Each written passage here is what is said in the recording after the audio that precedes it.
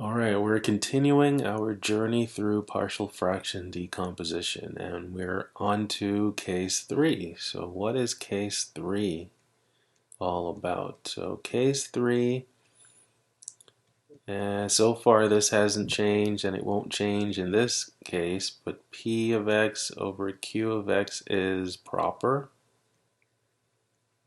Right, that's our first assumption. The next assumption now, we're going to say that q of x has irreducible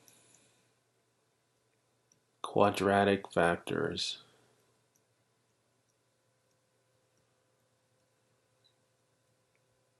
Right? So what that means. And what we will do with case 3, we'll just cover the fact where you have a simple irreducible quadratic factor, and also what if it's repeated, right? So basically, an irreducible quadratic factor is a factor that looks like this. It's a quadratic, and how can we tell for sure that it's irreducible? Well, we use that discriminant, that b squared minus 4ac. If we compute this number, and if it's negative, then it means the quadratic cannot be factored any further using real numbers, right? So if this factor is simple, so if this factor, or let's just say it, yeah, so if the factor is simple, then the PFD, your partial fraction decomposition, must have the term, and it has to look like this. So as usual, this factor is going to be a denominator, right? So it's going to be in the denominator. But the difference now is that because I have a quadratic in the denominator, I could still have something with that's linear in the numerator, and my fraction would still be proper. In other words, because my highest power of x in the denominator is now 2, I could have something like this, and it would still work as a proper rational function. So whenever you have a true quadratic that's irreducible, we have to allow for something linear in the numerator, right? So when our factors were linear, either simple or repeated, we could only have constants in the numerator, right? Because that's the only way they could be proper. But now that we have a quadratic in the denominator, we have to allow for having a linear numerator, right? So that's what it looks like if it's simple. You'd have to have this as one of your terms in the partial fraction decomposition. If the factor is repeated, then we simply apply our process that we have for repeated factors, but just apply it to the irreducible quadratic. So if the factor is repeated with multiplicity m, so let me write that. So with multiplicity m,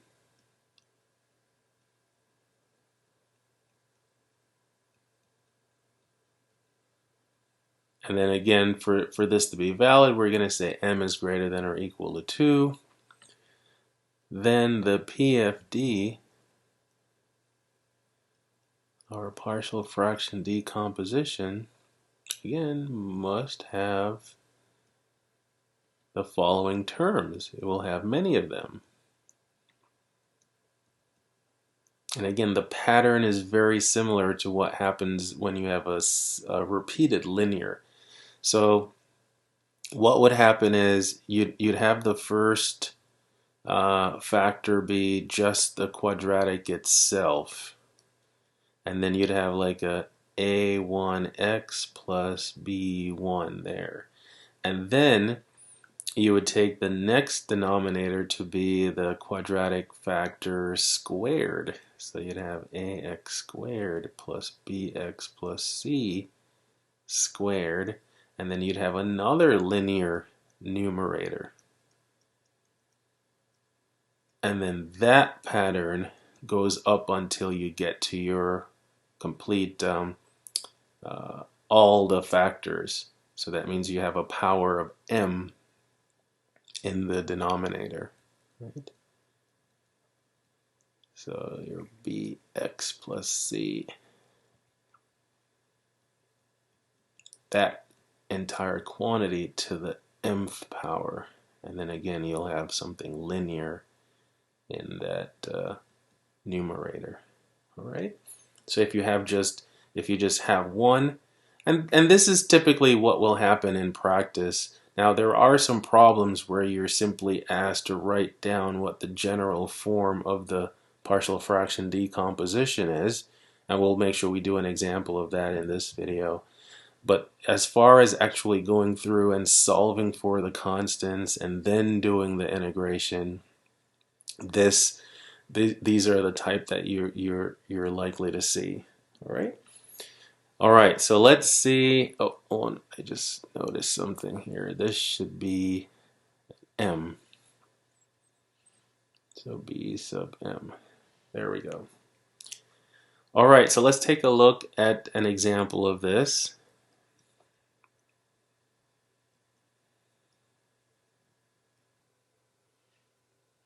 All right, so our antiderivative. So let's evaluate this beast. So 3x squared minus 28x plus 2 all over 4x cubed plus x squared plus 12x plus 3 with respect to x. All right. So again, definitely a rational function, definitely proper. Let's see what happens when we try to factor the denominator. So again, we have this, we have a denominator that has 4 terms. We're going to try to factor by grouping, all right? Because we don't have a greatest common factor of all 4. But if you look at the first pair, it looks like we can take out an x squared, and then we're going to be left with 4x plus 1. And then out of the second pair, I can take out a plus 3. And then that leaves me again with 4x plus 1. So it does work, right? Let's factor out the 4x plus 1. And then that leaves x squared plus 3. And now we can see, so we have a quadratic, right? But this is not like a difference of 2 squares, right? This is, x squared plus 3. So for sure we know that this one is a simple linear factor. If you're not quite sure, let's check the discriminant. So in this case, a is 1. That's the leading coefficient. There's a 0x term there, so b is 0, and then c is 3. So if I compute b squared minus 4ac, so I have 0 squared minus 4 times 1 times 3. So that gives me negative 12. And because that is less than 0, then I know that this quadratic can't be factored any further. So now I can say for sure that this is an irreducible quadratic, right? So now we realize that, yep, we're going to have to apply the techniques for this case in order to decompose this fraction, all right? So we have the denominator factored.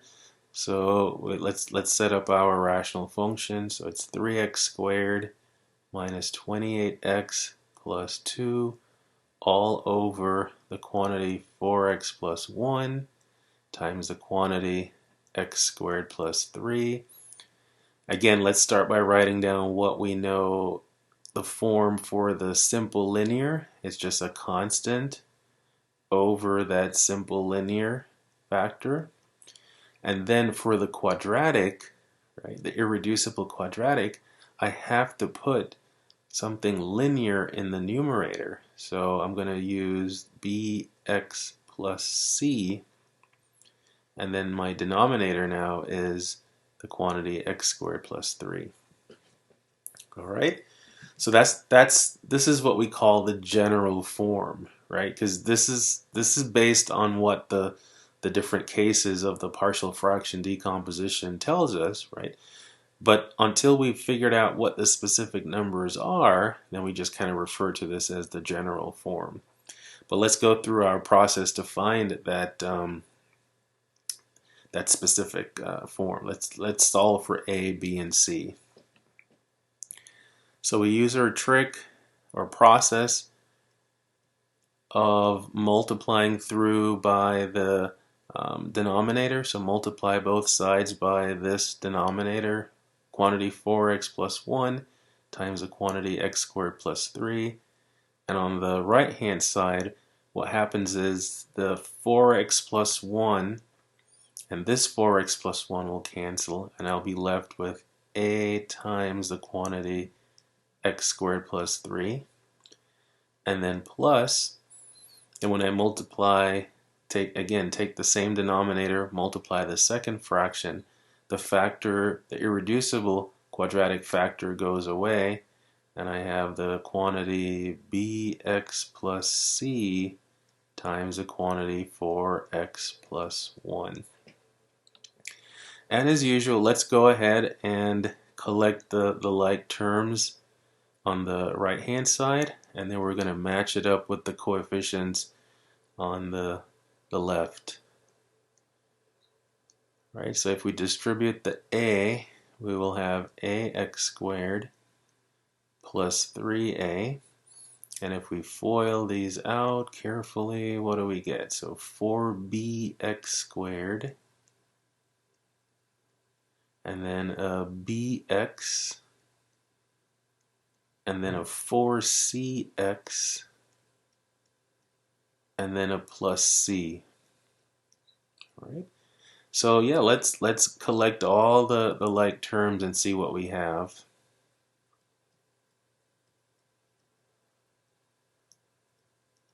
So as far as x squared, we have an a plus 4b. That's the coefficient of x squared on the right. Let's see, what do we have for x? We have b plus 4c. So b plus 4c, that's the coefficient of x. And then the terms that don't have an x, I have a 3a and a plus c.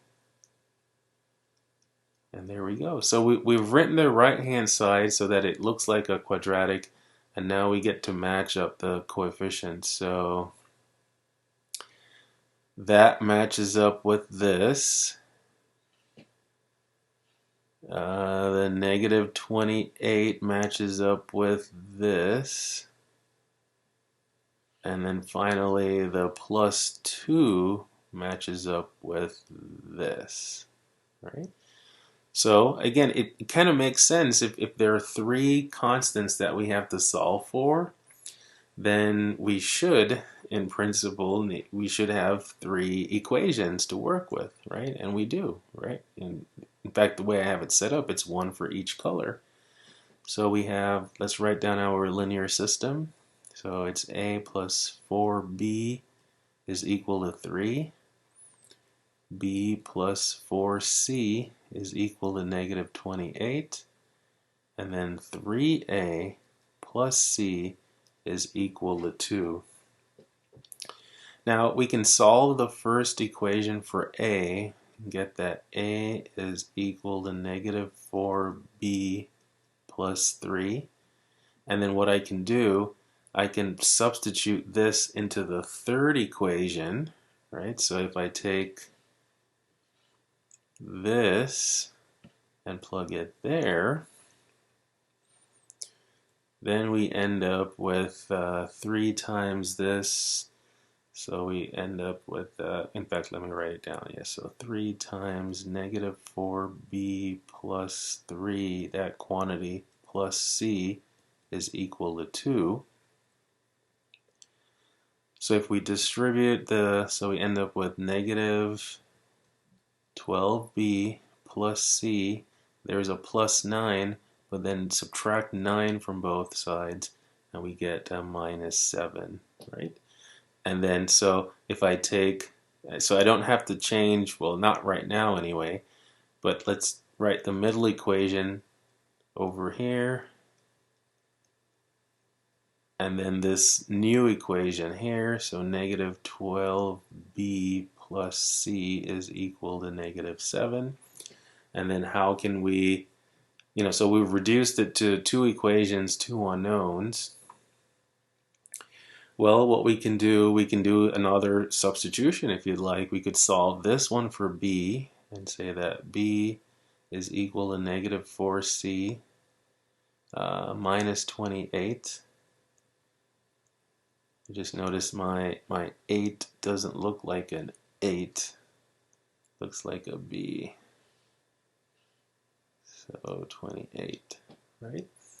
So we have that, and then take this expression and put it right there for b. So we end up with negative 12 times the quantity minus 4c minus 28 plus c is equal to negative 7. Distribute the negative, okay, so let's see. So this gives us a positive 48c plus another c, so that's a positive 49c.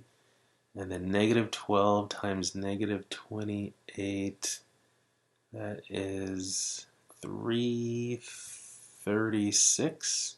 And then that's equal to negative 7. So subtract the 336 from both sides. So we have 49c is equal to negative 343.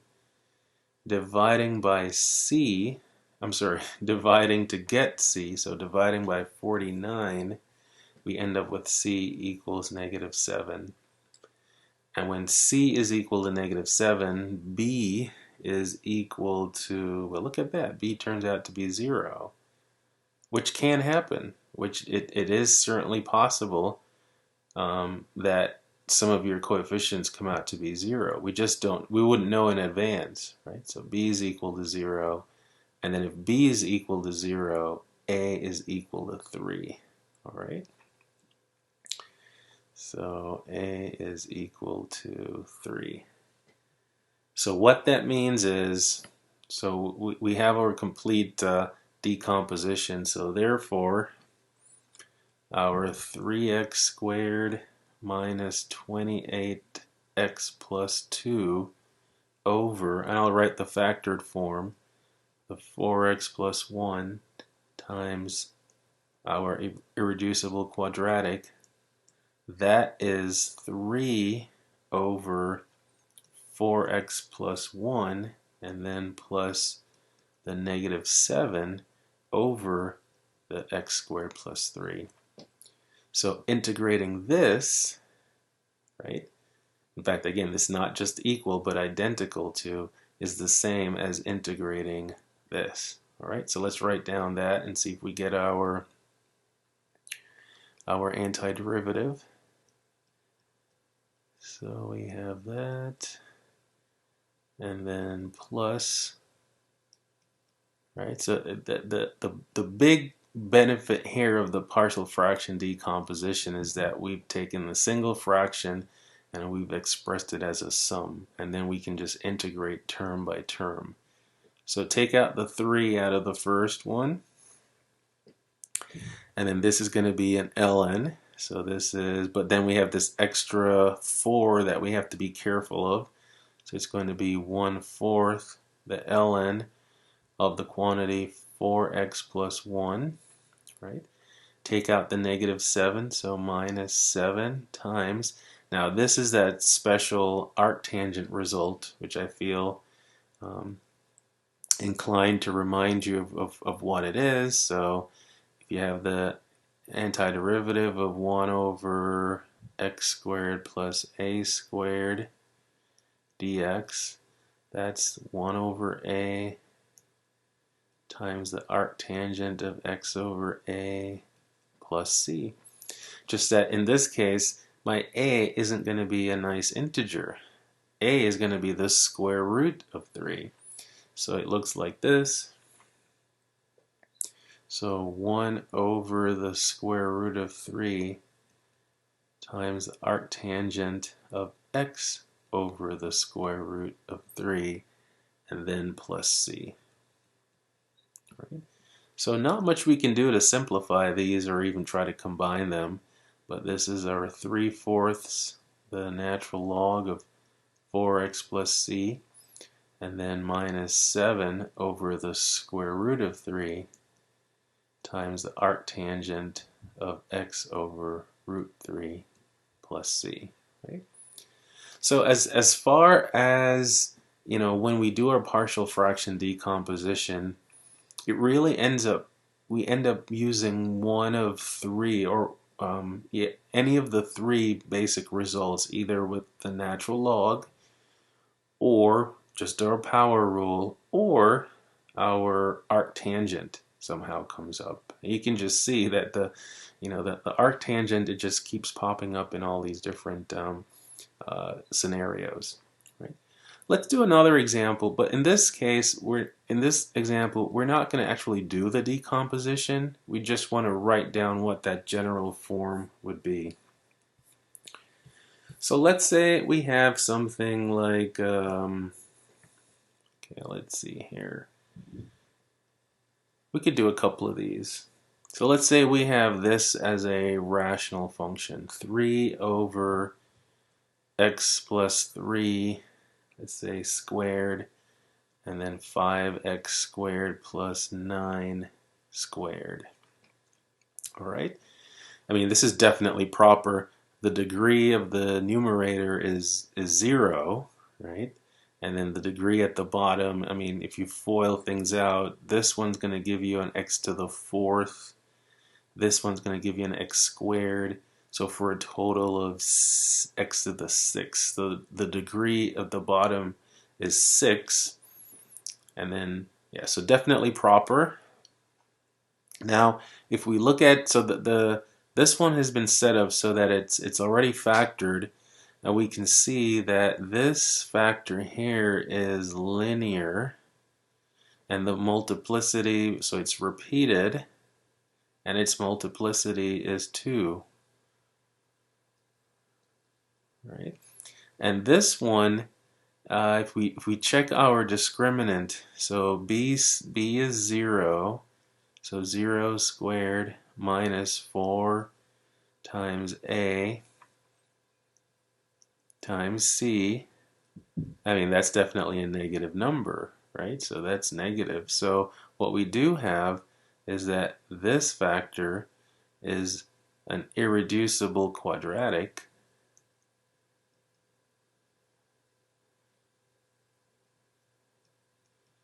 But it is also repeated. So it also has a multiplicity of 2. So so all we're doing in these examples is just writing down what the general form of the PFD would be, where we won't be solving for these constants. Now, for the repeated linear, we're going to have the x plus 3, and then the quantity x plus 3 squared. And then we know for these, we can only have constants in the numerator because they're linear factors. Whether they're repeated or not, once the factor itself is linear, we can only have constants in the numerator. But now for the irreducible quadratic, we can have something linear, right? So we would end up having something like cx plus d over the 5x squared plus 9. And then with the repetition, because of this multiplicity, we would have to have another linear function over 5x squared plus 9 squared. So 5x squared plus 9 squared, and then we could have ex plus f. So yeah, so in this case, if we were to do the actual decomposition and figure out what these constants are, we would end up having to solve for 6 constants, right?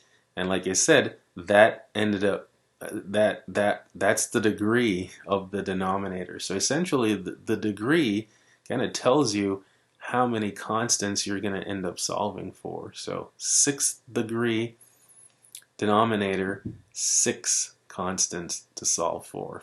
Let's try another one of these, right?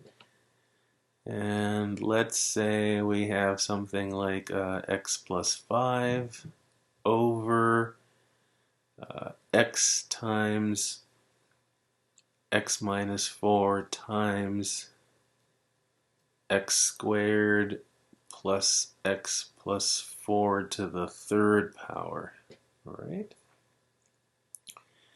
Well, let's see if we can identify the different factors, right? So we definitely have, this one is simple.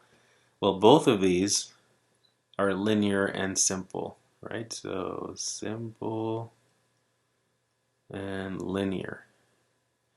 This one, again, let's check to see. It is a quadratic. I don't know if it can be factored. It doesn't look like it, but if I'm not sure, let me check the discriminant. So b in this case is 1. So 1 squared minus 4 times a times c, and that is negative 15. So yeah, it's a negative number. So this means that this factor, again, is an irreducible quadratic. And this time it has multiplicity 3. All right, so let's see what so if you think about it, in the denominator, it is something of degree 8, right? If you FOIL everything out, the highest power of x you're going to get is an 8. If you look at it, try to figure out how we get that. So that means we're going to end up with something that it should have 8 constants in it. So the first one is a over x, right? And then the second one is b over x minus 4. So these are simple linear ones, or from case 1. This one is from case 3, where we have the irreducible quadratic and it's repeated. So the first denominator is just going to be the quadratic to the 1st power. And then there I could have something linear, so cx plus d. And then the second denominator, well, as far as the quadratic is concerned, is the quadratic to the 2nd power, so squared. And then that's the ex plus f. But then, because it goes up to a multiplicity of 3, then I have to have the quadratic to the 3rd power, and then I forgot my alphabet, E, F, G, so G, X plus H. And there you go. So let's count them. 1, 2, 3, 4, 5, 6, 7, 8 constants would have to be determined if we were to do the partial fractions. And then these with the quadratic squared, these aren't easy to integrate. These are very, very tricky. So again, these are not the types of problems that you'll get to where you actually have to go through and say do integration, but it's really just making sure that you can apply the different cases depending on the factors that you see. All right, so hopefully you found that informative and helpful, and I'll see you in the next video.